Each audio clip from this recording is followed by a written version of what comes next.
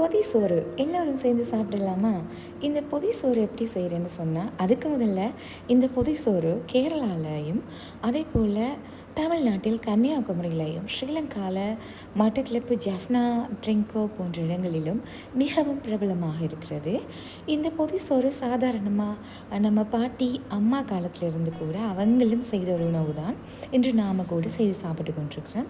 மிகவும் இலகுவானது. நாம் சாதாரணமாக நாள்தோறும் செய்கிற சமையலை பச்சை வாழலையை ஒரு நெருப்பில் வாட்டி அதற்கு பிறகு அந்த வாழலையில் இந்த சாப்பாட்டை கட்டி அதை சில மணி நேரங்கள் காக்க வைத்து சாப்பிட்ற உணவு தான் இது. அது மட்டும்தான் இதில் ஸ்பெஷல்.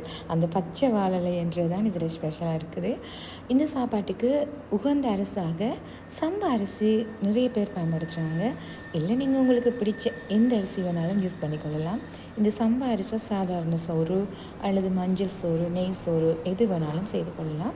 இதுக்கு கட்டாயம் ஒரு குழம்பு வேண்டும். அந்த குழம்பு இறால், மீன், சிக்கன் எது வேணாலும் உங்களுக்கு பிடிச்சதை நீங்கள் எடுத்துக்கொள்ளலாம். ஏன் கருவாடு கூட எடுத்துக்கொள்ளலாம். உங்களுக்கு பிடிச்ச நல்ல கருவாடு எடுத்துக்கொள்ளலாம்.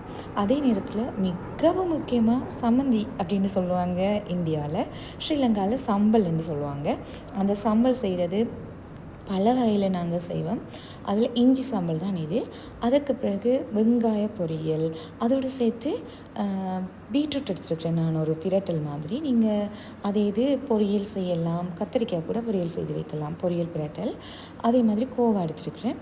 இது எல்லாத்தையும் நாம் பச்சை வாழையிலேயே நான் சொன்ன மாதிரி நெருப்பில் வாட்டி அதுலேருந்து ரைஸ் எல்லாத்தையும் வச்சு கட்டிட்டு நீங்கள் சில மணி நேரம் 2 hours to 8-10 hours கூட இந்த சாப்பாடு பழுதாகாமல் இருக்கும்.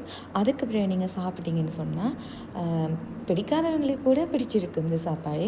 உங்கள் வீட்டில் சின்ன பிள்ளைகள், பெரியவங்க யாருக்கு வேணாலும் அன்றைய நாள் சாப்பிட பிடிக்கல அப்படின்னு சொன்னால் நீங்கள் இப்படி ஒரு சாப்பாடு செய்து கொடுத்து பாருங்கள். நீங்கள் சாதாரணமாக சமைக்கிற சாப்பாட்டில் கூட எப்படி செய்து கொடுத்து பாருங்கள். நிறைய பேர் விரும்பி சாப்பிடுவாங்க. இந்த சாப்பாடு உங்களுக்கு பிடிச்சிருக்கா? நீங்களும் செய்து சாப்பிட்ருக்கிறீங்களா? இந்த சின்ன வீடியோ பிடிச்சிருந்தா கமெண்ட்ஸ் பண்ணுங்கள், லைக் பண்ணுங்கள்.